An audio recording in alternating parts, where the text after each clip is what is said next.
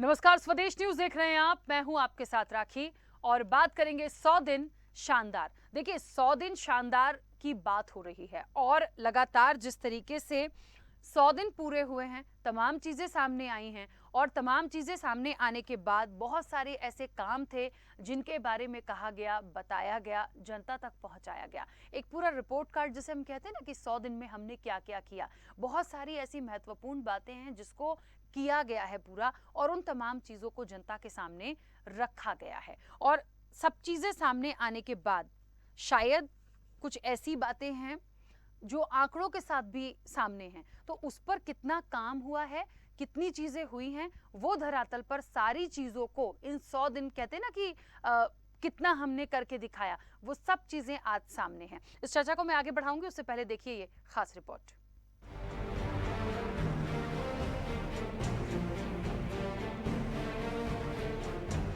योगी सरकार ने अपने दूसरे कार्यकाल के 100 दिन पूरे कर लिए हैं। इस मौके पर मुख्यमंत्री योगी आदित्यनाथ ने अपनी सरकार का रिपोर्ट कार्ड पेश किया। लोक भवन में कहा कि यूपी में बुलडोजर के साथ गांव गरीब पर लॉ एंड ऑर्डर बेहतर हुआ है। अब नमाज और रामनवमी सड़कों पर नहीं होती है। सीएम योगी ने सपा और कांग्रेस पर भी तंज कसा।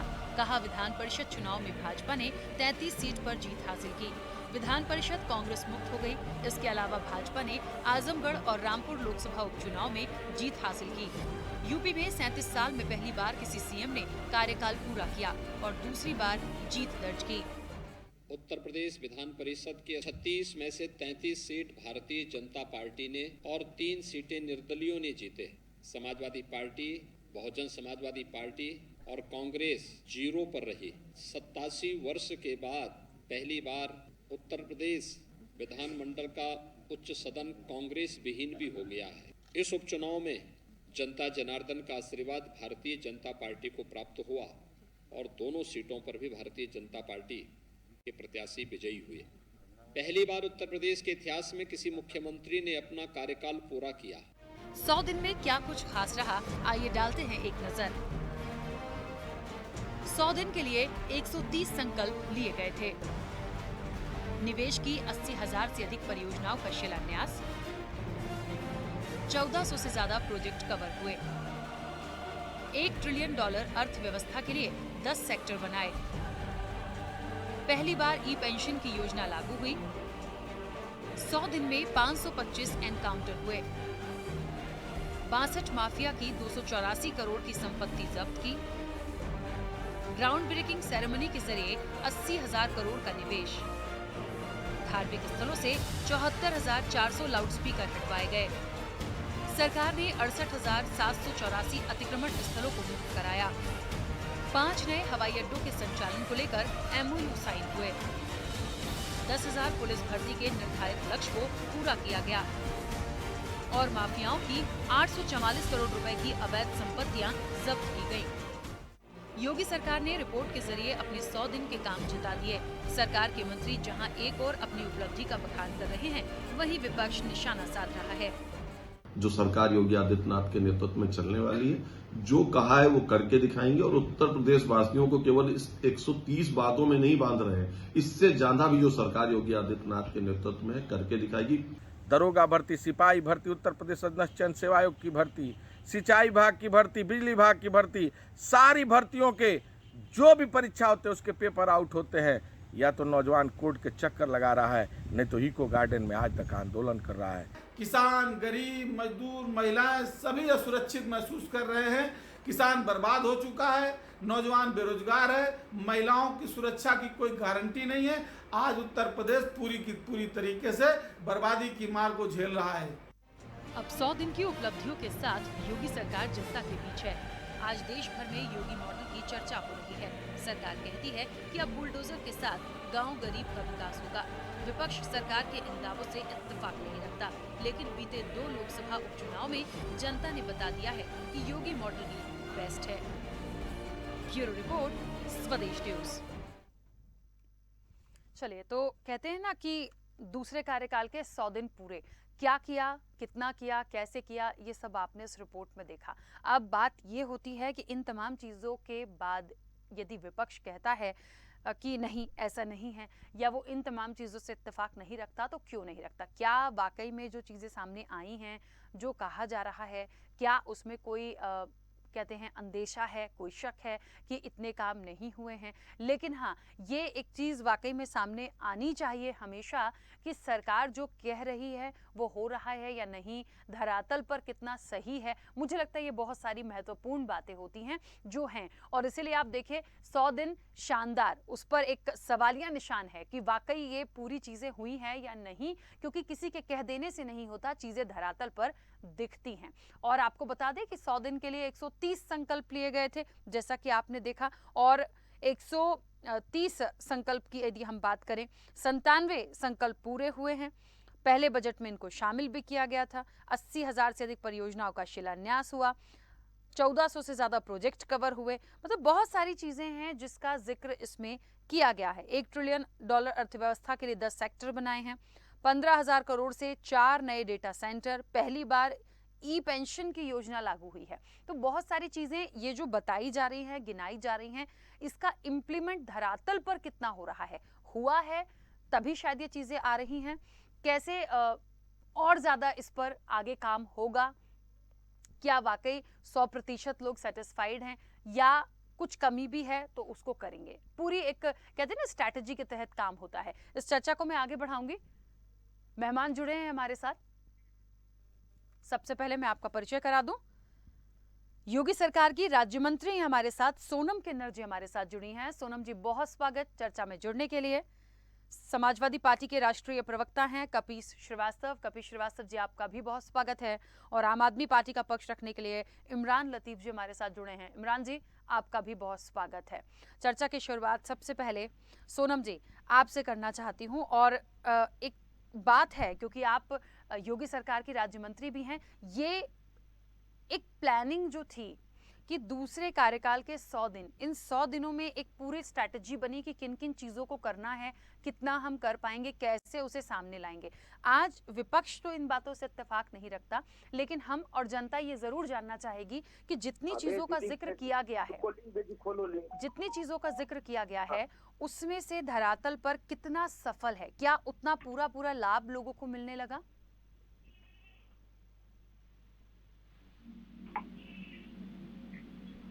सोनम जी, मेरी आवाज पहुंच रही है आप तक? हाँ जी, नमस्कार। नमस्ते सोनम जी, मेरा प्रश्न सुना आपने? जी, थोड़ा सी आवाज की प्रॉब्लम हो रही, बताइए जी। मेरा प्रश्न सुना आपने? जी, फिर से दोहराइए। देखिए, जिस तरीके से दूसरे कार्यकाल के 100 दिन पूरे, बहुत सारी ऐसी बातें हैं जो कही गई हैं, जो किया गया है, उसमें से कितना काम धरातल पर है? क्या वाकई 100% सब लोग खुश हैं? जितनी चीज़ों का जिक्र किया गया है, यदि 130 संकल्प की मैं बात करूं तो 97 संकल्प यदि पूरे हुए हैं, तो जो वो 97 संकल्प हैं, क्या उनके सारे पॉइंट्स धरातल पर हैं? बिल्कुल, मैं सबसे पहले आपकी चैनल को धन्यवाद देती हूँ, और धन्यवाद देती हुई मैं उत्तर प्रदेश राज्य सरकार की तरफ से, उत्तर प्रदेश की तरफ से मैं आप सभी का मैं बहुत बहुत आभार व्यक्त करते हुए, और हमारी सरकार को, उत्तर प्रदेश सरकार को 100 दिन पूरा हो गया है, और जितने भी माननीय योगी आदित्यनाथ जी काम किए हैं, सभी उत्तर प्रदेश की जनता के हित के लिए किए हैं।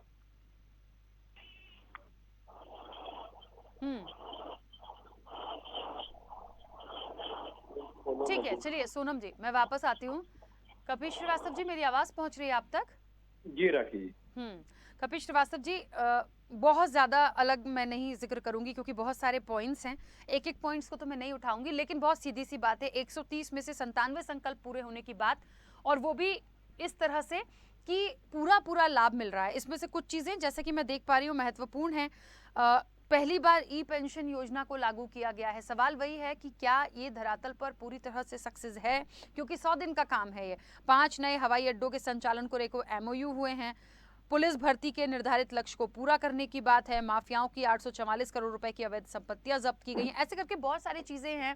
ग्राउंड ब्रेकिंग सेरेमनी का जिक्र भी है कि 80,000 करोड़ का निवेश हुआ। ये 100 दिन में धरातल पर किस तरह से आप ले रहे हैं कि पूरी तरह से उतरा है? सिर्फ इस नजरिए से नहीं कि विपक्ष है तो हम कह दें नहीं, लेकिन हाँ कुछ तो दिखता होगा। राखी जी, पहली बात तो यह है कि कोई भी सरकार होती है वो अपनी नीतियों को लागू करने की कोशिश करती है। योगी जी की भी सरकार ने लागू करने की कोशिश की, लेकिन हकीकत जो है वो तो हमको कहनी पड़ेगी, विपक्ष को आईना दिखाना पड़ेगा, और हम गलत बात पे शाबाशी नहीं दे सकते। ये इनके कागजी जो दावे हैं वो कहीं धरातल पे दिखते नजर नहीं आते। अभी आपने कहा कि ग्राउंड सेरेमनी हुई, उसमें 80,000 करोड़ का निवेश आया। इससे पहले भी एक ग्राउंड सेरेमनी हुई थी जिसमें 4 लाख करोड़ से ज्यादा का निवेश आना था, और हकीकत क्या हुआ, 40,000 करोड़ भी इन्वेस्टमेंट ये नहीं लगा सके। आज भी 80,000 करोड़ का एमयू हुआ है, कहां पर इन्होंने उतार दिया है उसको? कौन सी कंपनियां आ गई हैं जिन्होंने लगा दिया, इंफ्रास्ट्रक्चर और प्रोडक्शन के यूनिट के करीब पहुंच चुकी हैं या उन्होंने प्रोडक्शन शुरू कर दी? फिर दूसरी चीज ये कहते हैं कि हमने 100 दिनों में, मैं इनसे पूछना चाहता हूं कितना रोजगार आपको, क्योंकि आपने पिछले ही संकल्प पत्र का वादा पूरा नहीं किया। आपने कहा था कि 4 लाख सरकारी नौकरियां और 70 लाख प्रति वर्ष जो है वो रोजगार और स्वरोजगार दिए जाए। लेकिन जहां तक सरकारी नौकरियों का प्रश्न है, क्योंकि रोजगार और स्वरोजगार आप गिन ही नहीं सकते हैं, ना ये गिना पाएंगे और ना इनके पास आंकड़े हैं। सीएमआई की जो ये आंकड़े लेकर के आते हैं वो एक प्राइवेट कंपनी है, जिनको ये आंकड़े जो मुहैया कराते हैं वो अपना प्रकाशित करती है, लेकिन ये स्टेट बैंक ऑफ इंडिया का जो आंकड़ा है उसको लेकर के नहीं आना चाहते। ये श्रम विभाग के अंदर जो आंकड़ा है जिसमें एक वर्ष में ही जो है वो करीब 45 लाख बेरोजगार बढ़े हैं, ये बेरोजगार लोग उसमें दर्ज हुए। और शायद ये स्टेट बैंक की वो आख्या भूल गए जिसमें बैंक ने कहा कि इस कदर बेरोजगारी है कि 50 लाख से ज्यादा लोगों ने नौकरी खोजना ही छोड़ दिया है, और ये अपनी पीठ ठोकते हैं। मैं कहता हूं कि कुछ तो ग्राउंड पे हो। आप कहते हैं कानून व्यवस्था। मैं एक चीज पूछता हूं कि अगर आपने 225 करोड़ रुपए की संपत्ति अधिगृहित की, जो आपने माफियाओं से अटैच कराई है, उसका जनता के लिए आपने क्या उपयोग किया? क्योंकि जनता को क्या लाभ हुआ इससे मतलब होता है। और दूसरी चीज मैं ये पूछना चाहता हूं कि एक तरफा माफिया पे कार्रवाई होगी, बृजभूषण सिंह पे कब होगी, ब्रजेश सिंह पे कब होगी, विनीत सिंह पे कब होगी, पंडित सिंह पे कब होगी, तो ये बताने के लिए तैयार नहीं है। अजय मिश्रा टेनी पर कब होगी, आशीष मिश्रा पर कब होगी, उनके यहाँ बुलडोजर कब जाएगा, उनकी संपत्ति कब अटैच होगी, बताने के लिए तैयार नहीं है। और कहते थे कि दम्भ भरते थे, हमारे उसमें दंगे नहीं। आपकी पार्टी करते थे, जो आप देख लीजिए 100 दिन के मंत्री जी हमको बोल लेने दें, आपको अवसर मिलेगा, आपको अवसर मिलेगा। आप मंत्री हैं हमारी, आपको अवसर मिलेगा। की पॉलिटिशियन आज भी करती है मंत्री जी, आपको इसीलिए आपके उत्तर प्रदेश की जनता ने, गरिमा को समझे, उत्तर प्रदेश की जनता ने आपके बोरी बिस्तर बांध दिए हैं। आम व्यक्ति नहीं है, और 40 साल तक आप संघर्ष करिए। अभी जनता ने, बोल रहे फिर आप बोलिएगा। उत्तर प्रदेश की 25 करोड़ जनता ने मंत्री जी, माननीय योगी आदित्यनाथ जी के अपने पद का काम दान पे है कि विश्वास नहीं है? करते हुए पूर्ण बहुमत से ठीक है। संस्कार को सोनम जी, समझती है कि नहीं समझती है? सोनम जी, आप विपक्ष की बहुत सारे आवाज सवाल ये करना उठा रहे चाहती हैं, हैं, उसके जवाब आप दीजिएगा। विपक्ष 2 के मिनट समय बस। में क्यों बोलना चाहती हैं? आपको अवसर मिलेगा, चिंता न अभी आपको अवसर दिया माननीय गया था मंत्री जी, उपचुनाव आपको में, समय मिलेगा। आपको माननीय अवसर मंत्री दिया जी, गया था आपको समय उपचुनाव में। मिलेगा। ठीक है, सोनम जी, मैं बीच में रोकूंगी, उन्हें उनकी बात पूरी करने दीजिए जल्दी से, मैं आती हूँ आपके पास। आप अपना गढ़ समझते थे, वहाँ की जनता ने आपको नकार दिया, रामपुर की जनता ने आपको नकार दिया। अब आप माननीय मंत्री हैं, कम से कम अपने ओहदे का ख्याल करें और विपक्ष के गर्दन को ना दबाएं, बोलने दें। आपको अवसर मिलेगा, फिर आप बोल लीजिएगा। ओके ओके, मैं ये कह रहा हूँ कि देखिए, योगी जी की सरकार इस बात का दम्भ भरती थी। अरे भाई सुनिए तो जवाब दे लीजिएगा कि हमारे समय में कोई दंगे नहीं होते, जिस समय राष्ट्रपति कानपुर में होते हैं, प्रधानमंत्री कानपुर में होते हैं, मुख्यमंत्री कानपुर में होते हैं, 9 दिन से दंगे की साजिश चल रही होती है, इनकी एजेंसियां तकिया लगा के सो रही होती हैं और उसके तार कहां से जुड़े होते हैं? पाकिस्तान से। और किससे जुड़े होते हैं? पीएफआई से। लेकिन जो केंद्रीय एजेंसियां हैं वो नाकामयाब होती हैं prevention is better than cure करने के लिए। मंत्री जी, prevention is better than cure, समझती है ना? ये सबसे बेहतर चीज होती है कि अगर आप पहले ही प्रिवेंशन ले देंगी तो आपको क्योर की आवश्यकता नहीं पड़ेगी। मंत्री जी, केंद्र सरकार से पूछ के बताइएगा। लेकिन मैं एक चीज ये आपको पूछना चाहता हूं कि पाकिस्तान के अंदर जो हमारी एजेंसीज रॉ काम करती है, मिलिट्री एजेंसीज हैं हमारे पास इंटेलिजेंस यूनिट्स है, लोकल यूनिट्स है, वो किनकी क्यों फेल्योर होती है? जब घटना घटित हो जाती तो जोड़ने के लिए आप पाकिस्तान चले जाते हैं और पीएफआई पे आज तक आप नहीं कर पाते। अभी दावते इस्लामी 31 साल से बैठी हुई है, आप उसको लिंक अप कर रहे हैं कानपुर के कनेक्शन से और उदयपुर के कनेक्शन से, उस पर क्या कार्रवाई आप कर रहे हैं? 31 साल तक आप क्यों सुनो रहे थे? तो ये सारी चीजें हैं जो 100 दिन में उपजी हैं कि ये आपको माथे पे कलंक लेके घूमना पड़ेगा नूपुर शर्मा की वजह से और अपनी डबल इंजन की सरकार की वजह से कि आपने कानून के मुजरिम को अभी तक सलाखों के पीछे नहीं भेजा। इसलिए माननीय सर्वोच्च न्यायालय ने इस बात को कह दिया, श्रीवास्तव जी, मैं बीच में रोक रही हूँ क्योंकि बहुत सारी चीजें हैं जो बार-बार इंक्लूड हो रही हैं। हमारा पूरा फोकस है कि हम 100 दिन के कार्यकाल और जो बातों को कहा गया उस पर बात करें। मैं समझ सकती हूँ कुछ पॉइंट्स आ जाते हैं, पर मेन फोकस, मेन चर्चा हमारी इन संकल्पों पर है, ये जो कहे गए हैं, ये 100 दिन के कार्यकाल पर है। ठीक है, मैं वापस आती हूँ। इमरान लतीफ जी, आम आदमी पार्टी किस तरह से लेती है जितने संकल्प पूरे हुए हैं, जितनी बातें कही जा रही हैं? देखिए, ये तो नहीं हो सकता कि कुछ भी नहीं हुआ है, कुछ तो होता है, और ये भी नहीं हो सकता कि 100% हो गया। लेकिन 100 दिन के ये जितने पॉइंट्स हैं, किस तरह से लेते हैं आप?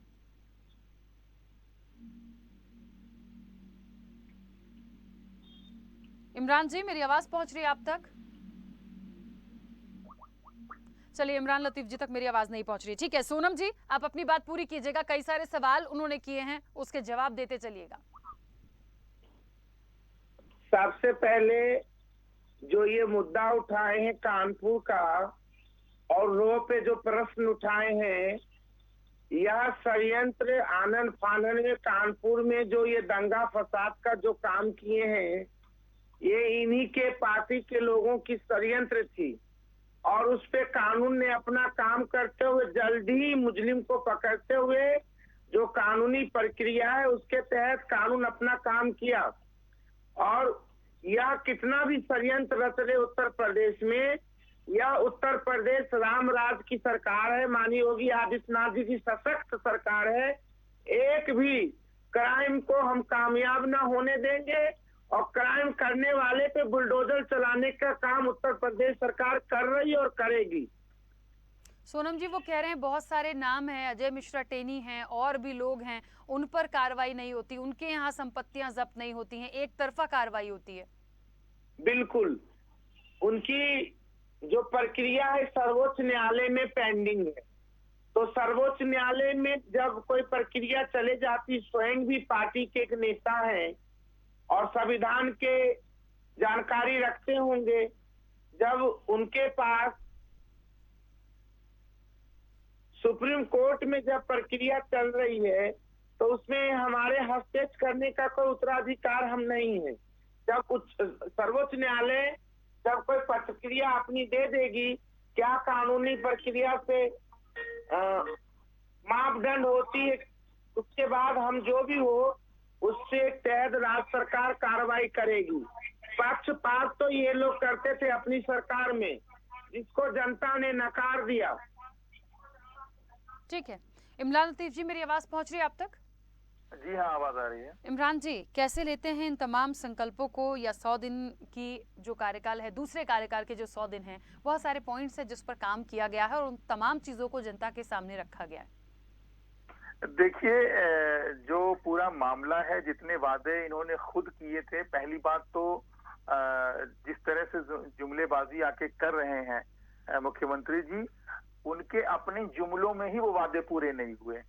जो दूसरी बात ये रही कि जमीन पे हकीकत क्या है, आप देखिए, पहली सरकार थी वो भी जंगल राज थी, दूसरी सरकार वो भी जंगल राज के रूप में ही काम कर रही है।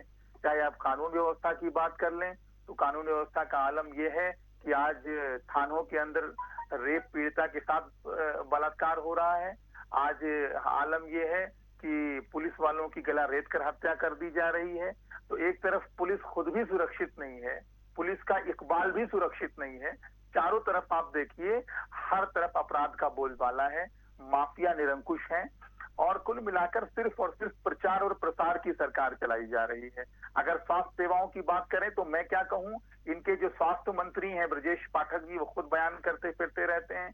उनका साफ साफ जो उन्होंने अभी तक जाहिर किया है कि पिछले 5 साल के अंदर कोई भी काम स्वास्थ्य विभाग के अंदर ऐसा नहीं हुआ है कि जिसको सरकार भुना पाए।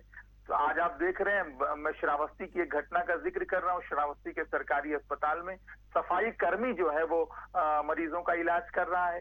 ये हालत है सरकारी अस्पतालों की उत्तर प्रदेश के अंदर। अगर सरकारी स्कूलों की बात कर लें तो इलाहाबाद के जो प्राथमिक विद्यालय हैं उसके अंदर हमने देखी कि गाय और भैंस पाले जा रहे हैं। तो ये हालत है सरकारी स्कूलों की। मिड डे मील की क्या व्यवस्था है? 1100 रुपए जो जूते मोजे और बस्ते वगैरह के लिए जाने थे वो भी योगी आदित्यनाथ की सरकार डकार गई है। तो कुल मिलाकर ना किताब दे पा रहे हैं बच्चों को, ना बस्ते दे पा रहे हैं, ना जूते मोजे दे पा रहे हैं, ना सही ढंग से पढ़ा पा रहे हैं। तो कुल मिलाकर जो शिक्षा व्यवस्था की हाल है वो भी चौपट है। कानून व्यवस्था की बात करें तो जंगल राज कायम है, अस्पतालों की हालत खराब है, बिजली व्यवस्था की हालत गांव के अंदर देख लीजिए, कहीं पर 2 घंटे बिजली आ रही, कहीं पे 4 घंटे आ रही है।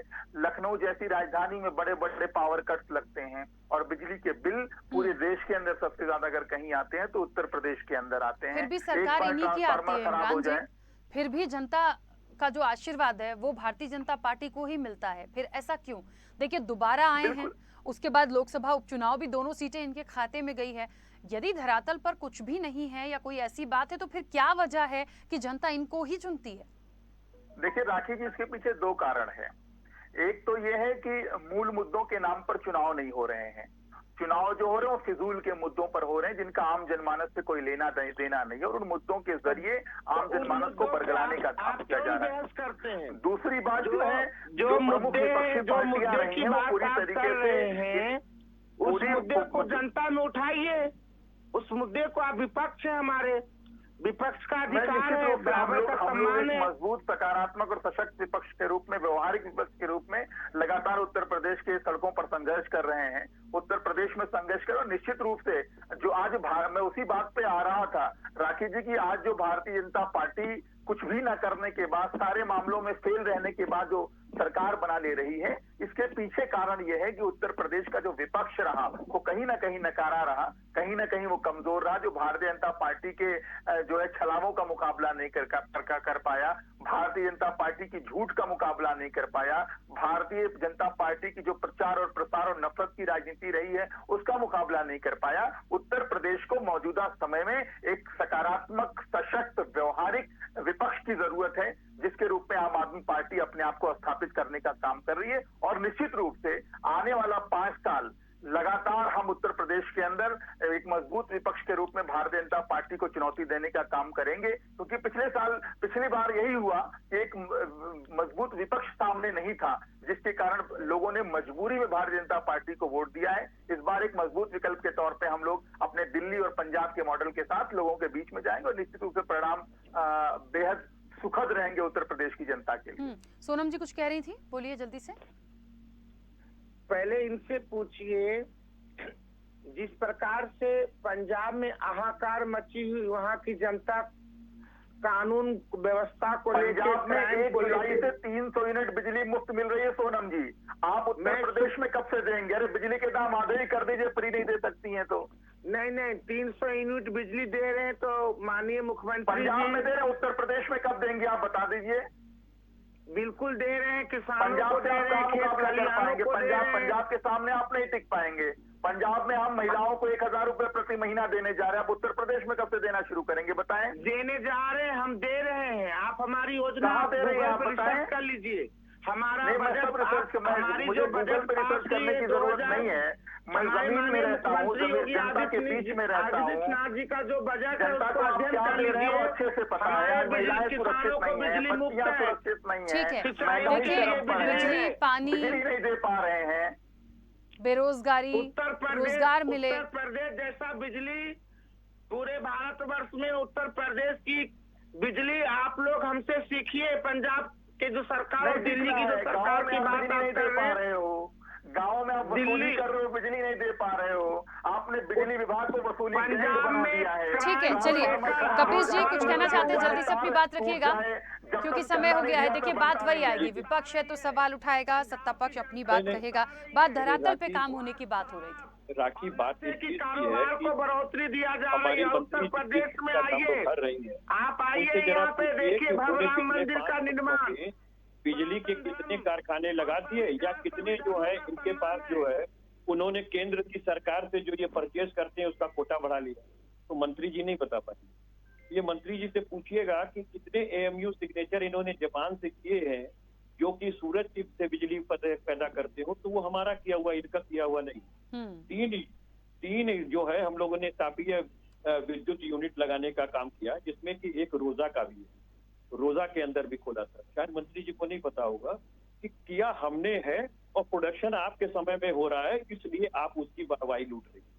लेकिन हकीकत यही कि हमने किया और योगी आदित्यनाथ जी ने अखिलेश यादव जी के इस प्रश्न का विधानसभा में जवाब वो नहीं दे पाए थे। तो कम से कम विधानसभा के अंदर आप एक मंत्री हैं, आप उस की कार्रवाई तो सुनती ही होंगी, तो हमारी बात का आप जवाब नहीं दे पाएंगे कि आपने कोई कारखाना कहीं लगाया हो विद्युत उत्पादन का, तो हम मान लें आप प्रोडक्शन बढ़ा दिए। अगर हम मान लेंगे कि आपका कोई केंद्र से समझौता हुआ हो, पहले से आप 2 यूनिट भी ज्यादा परचेज कर रही हो, तो वो यूनिट हमको परचेज करते हुए बता दीजिए। स्मार्ट मीटर घोटाला आप क्या हुआ, पीएफ फंड घोटाला बिजली विभाग के अंदर आपने किया, तो ये सारी चीजों पे ना जांच आप बैठा पाए, ना इस पर कोई निष्कर्ष लगा पाए। करोड़ों करोड़ों रुपए का आपने ये भ्रष्टाचार बिजली विभाग के अंदर करने का काम किया है और देश की जनता की संपत्ति को लूटवाने का काम किया है। ठीक है, तो चलिए ये चीजें हैं। ठीक है, क्योंकि समय हो गया है, मुझे बीच में रोकना होगा। आप सभी मेहमानों का बहुत शुक्रिया इस चर्चा में जुड़ने के लिए।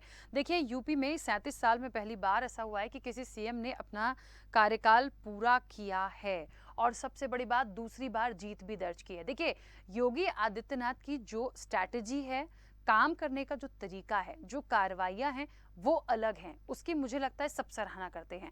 लेकिन 100 दिन के इस रिपोर्ट कार्ड में जितने पॉइंट्स को कहा गया है वो धरातल पर कितने सक्सेस हैं, ये एक ने कहा क्योंकि विपक्ष है नहीं हुआ है, ऐसा नहीं हुआ, वैसा नहीं हुआ, पक्ष कहता है हमने कर दिया है। मुझे लगता है कि 100% कोई नहीं देता, लेकिन हाँ कुछ चीजें यदि हुई हैं तो उसको स्वीकारने में परेशानी कहाँ है। खैर ठीक है, देखेंगे और भी चीजें आएंगी, मौका तो दिया है जनता ने, आगे क्या होगा। फिलहाल चर्चा में इतना ही, दीजिए इजाजत, नमस्कार।